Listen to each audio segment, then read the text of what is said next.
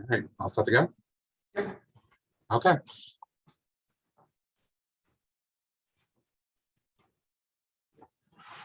All right, welcome in, folks. I'm going to be talking to you today about a very important topic for at least some folks in CTS over the past number of months in particular, and that is Google Storage. And this will be about ways to organize and clean up your Google Drive and your account in general. I gave a small kind of expedited presentation on this in the, I think it might have been the April CTAB meeting, I think. I've taken that presentation and refined it just a little bit more for this session. I will certainly be glad to share this with folks once this is concluded, and I'll let you know about how we can do that. But without further ado, let's go ahead and get started. All right, so for a while, Google has been talking about this. Basically, that is, they were going to impose some changes and limitations on higher ed as a whole. Because for a long time, higher ed basically had the run-of-the-mill, unlimited everything. We could do whatever we wanted. That is not the case anymore. So basically, anybody that is a Google customer through education, we are basically getting restrictions put on us by them. So with what they're announced, for us, we kind of have to learn to adapt and how to function with these new changes in place. And a big part of that has to do with the overall storage that we have as a campus. We now do have an overall quota on the entire domain or the entire campus. And what that really means fundamentally is we really need to start asking everybody to start cleaning up their accounts, removing data where you can, cleaning up your emails, your documents, PowerPoint, like anything you've got in Drive. And a lot of folks may not realize this, but even photos as well. If you've got anything in Google Photos that's a part of your oswego.edu account, that counts toward our overall quota usage. So a lot of what we're trying to advocate now is for things you still may need, but more for like archival purposes, start trying to find ways you can move or transfer that data off of your Oswego account. If you've got any kind of personal files, photos, etc., we really want to advocate you removing that from your Oswego account and finding ways to get it onto your local computer or another non-Oswego account in some fashion. We want to make sure that whatever we've got on our domain in Google is really work-related when it comes down to it. And I will note, we are beginning to look at setting quotas on storage for various groups. We're looking at folks like alumni in particular at the moment, and then we're going to start looking at others down the line here. But because of what we're using and the limits being imposed, we are looking at setting numbers. So I'm not going to say what those are right now, but please be aware of that. So, and again, like I said, I'll be willing to share this out to you. So there's going to be some links here, so you can click on those and check those out later if you want to. But basically, I want to give you some tips and things you can do here. So one of them is looking at your email. And one of the really cool things that you can do, if everybody's familiar with looking at the Gmail interface, that web page for your messages, there's a search box at the top, which is fairly useful depending on what you do with it. One of the things that you can do is this bullet point that says tip, how to find emails with large attachments. Your attachments will count towards your usage and our overall usage. If you go in that box and you type in this has attachments larger than like 10 megabytes or something like that, for example, that will show you everything you're using, or excuse me, everything you have saved in your email over time that might have attachments larger than that file size. When I did this a number of months ago, I was surprised to find I had like 5 or 6 messages with these larger attachments. So I deleted those particular emails and got rid of the attachments. And voila, that helped me go down a little bit. However, I will note that when you delete something in Google, email, or especially things in Drive, it doesn't just go away. Google actually has a trash, I use quotes, just like Microsoft has a recycle bin and macOS has a trash. And basically your stuff will go into that trash, but it still counts that storage until that trash is empty. So when you go through and clean things up, it's always important to go into your trash bin, whether it's an email or a drive, and then empty that trash, because only then will that space get freed up and actually lower that number that you're using. So as I was noting, Google Photos do actually count towards your quota usage. This screenshot I took a week or two ago as I was preparing this presentation. This is from my account at that time, a snapshot of it. And I did have some stuff in Google Photos, which I had forgotten about, to be honest, because I never used the service. So I went into the Photos application, which is photos.google.com, well, signed in as yourself. And I basically just removed everything that I had in there. And I emptied the trash. And once I did that, my space usage went down just by the nature of clearing out those photos. So I know that some people may be inclined to use Photos as an easy way to store personal stuff in particular, even work stuff. But Photos is one of those things that we really want to encourage folks to pare down their usage if they're using it. It might be a little challenging to do it, depending on your circumstances of how you can save your data. But that's one of those places where we really want to encourage transferring data if at all possible. Any questions thus far? Anything? Excellent. Don't feel free to just raise your hand or whatever, or just pipe into the chat here if you want to, and let me know. I just saw your message, Laura. Yeah, honestly, you really won't have an idea. You probably won't have an idea until you do. Then you're like, wait a minute, wow, I didn't realize this. Especially if you, I say this in a nice way, if you tend to hoard your emails for some reason or another, and you're like, whoa, wait a minute. But yeah, definitely use that check that search box in the email portion and see what you got. Another one that a lot of us probably don't even realize or think about, and this has become an issue over the last 5 or 6 years, as CTS really started instituting kind of a global backup solution on Macs and PCs. We started using this Google Backup and Sync tool. Basically what that does is it's basically taking whatever folders that are, say, that we have checked in the utility that are on your PC or your Mac or whatever, and it's putting a copy of all that stuff into your accounts in Google. So this screenshot right here, this actually shows the left-hand side of my own account. And underneath, there's a tab that says computers. If you expand that out, if you've had Google Backup and Sync ever run on any of your SUNY Oswego employee machines, you'll probably see at least one of these show up under your account. And that's okay, because that's what we've been doing for a number of years. I'm not going to say today how any of that's going to change. I really don't have any information on that. But you will probably see this here. Yes, Laura. I'm confused. How do I see if I have this? Let me see if I can. Let's see if I can do this here. Let me stop sharing and actually go to my screen here. 1 second. All right, let me share out my other screen that has my drive, and I'll show you this. Okay, so you can see my actual drive right now? Yep. So on the left-hand side, you've got my drive, shared drives, then you have computers, shared with me, etc. If you've ever had Backup and Sync on any of your machines, you'll probably see a little arrow next to computers. If you expand that out, then you'll see at least one computer, probably my computer. You might see more than one. And then underneath my computer, you'll see the various folders that have been backed up to your account. So if I don't see that, does that mean that our IT person in the library was awesome? It could be, yeah.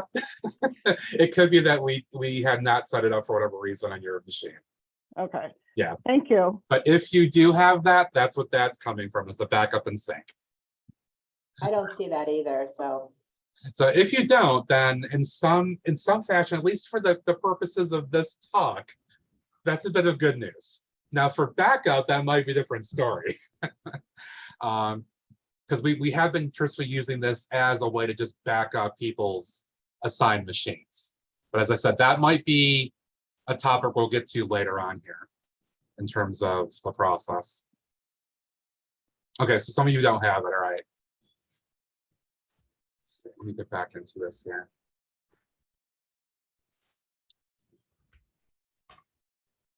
Okay, so if, and this is an if you do happen to see more than one, that means that we've installed Google and Sync on multiple computers you had, but we never cleared out the older machine. And that we have seen cases of that, especially the CTS desktop team, and that causes many more issues with drive storage. So basically what we tell people is go and find, usually an older one's going to have a different name compared to my computer. We just say right click on that and delete it, move to your trash, and then empty the trash, and that gets rid of everything from that device.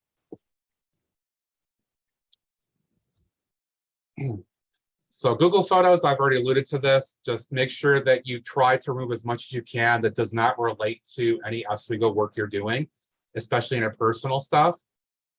Photos, they can take up some space. Videos will take up a lot more space. So we certainly want to encourage trying to clean that stuff out and moving it off as much as possible. Again, a reminder to, as I show on screenshot, empty that trash when you're going through this process. And there's a link, just get the photos, which I forgot was a thing, to be honest, until I started preparing this. Okay, so the big one that we really have to focus on, Google Drive. So there's two pieces to this. One is your personal drive, and then one is your shared drive. Lisa, I believe that it does on a periodic basis. I don't remember the timeline. It may be 30 days. I know something that I try to encourage through things like this is if you know that you're cleaning up, try to make sure you actively do it, because that will help reduce those numbers on a faster time basis.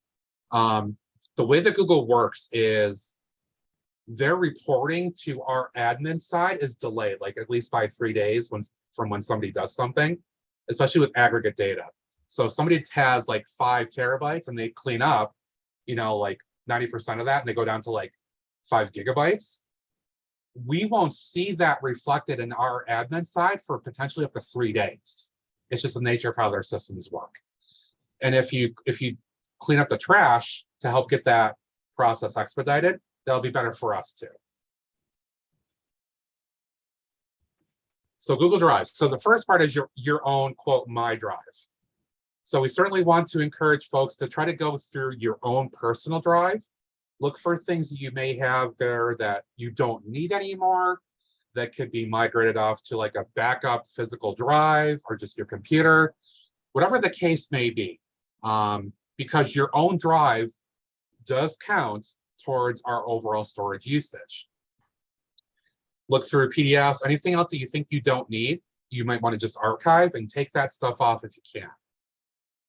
Also, you may not realize this, but if you've got a copy of something in your own drive, and then you copy that over to a shared drive, if it's in 2 locations now, it's actually consuming twice that storage.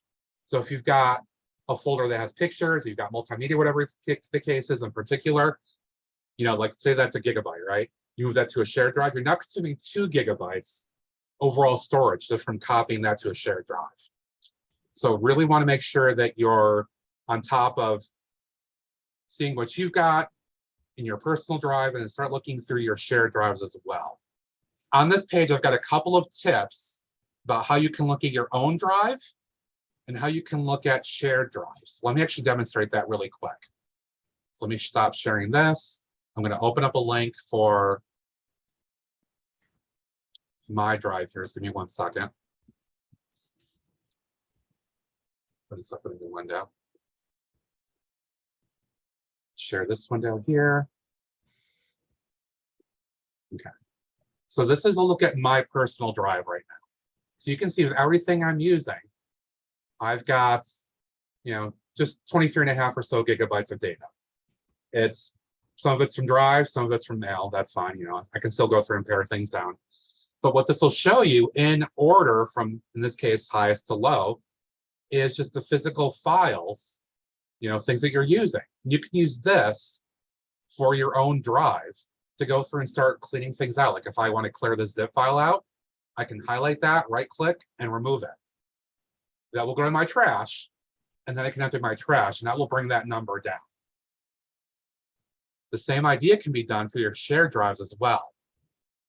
Let me open this up in another window and show you how this works too. Make sure I got the right one here. I think that was.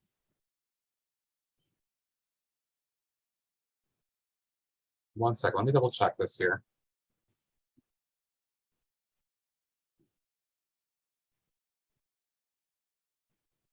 Yeah, I think it was actually this link here. Yes, okay. Make sure I share the right thing out. Okay, I've got a bunch of windows up, my apologies. So this is showing me all the shared drives I have access to. One of the things that you can do is you can click on a shared drive, and on the right-hand side, it's going to show you, obviously, who has access, but it'll also show you how much storage is being used, when it was created, things like that. You can tell by the storage being used, are you using a lot of data and storage on all that stuff? Should you go through and clean up that drive as well? If you've got rights to use or to access and clean up a drive, definitely obviously talk with folks, but yeah, we would encourage you to start going through your drives, your shared drives, and cleaning up that stuff as well if you can. Shared drives, we're already actually starting to look at setting some quota usage on some of those because they're using a lot of space. Let me just go back to my presentation again here.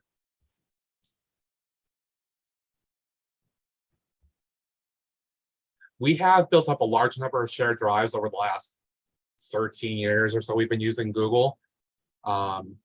Definitely review who's got access, review the files you've got in there, clean up and delete archival content, all that good stuff. Same idea, make sure you delete the trash when you're going through this process. I will note again that to help with our overall usage, we are starting to put quotas on shared drives, especially newer ones at this point. So we're going to encourage folks to actively start going through things, try to get those numbers down. Depending on the case, we can make some exceptions if necessary. Call the help desk, a ticket can get put in. My team will take a look and we'll work with you on that stuff. And again, here's the link, which was showing that shared drive information.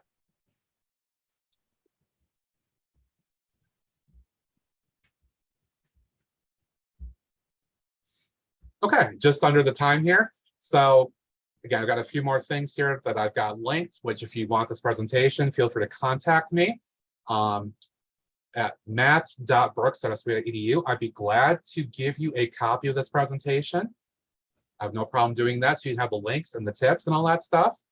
But as you're doing stuff, feel free to reach out to the help desk in general, by email, phone, whatever the case, because we certainly want to help you get numbers down and clean things up where you can.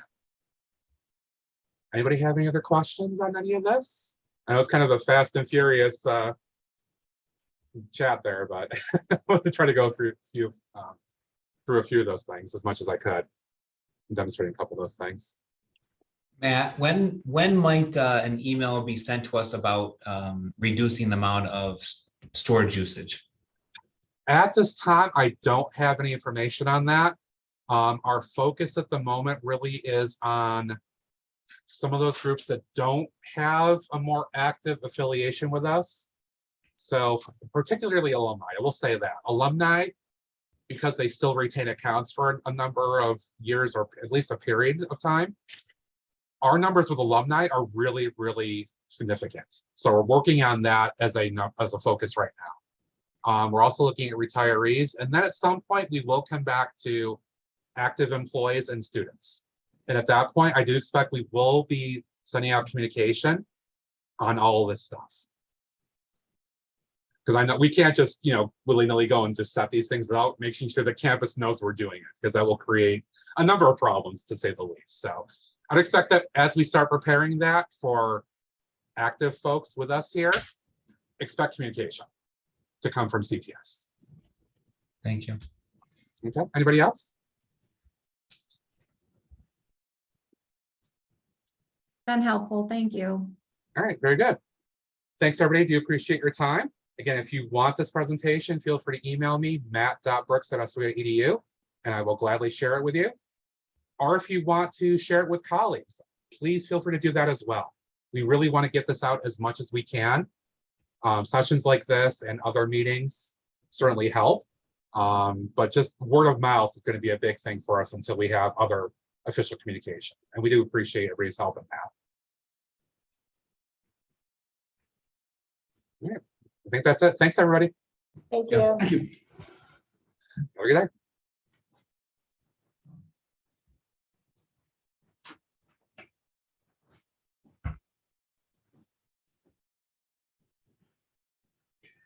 Let me stop the recording.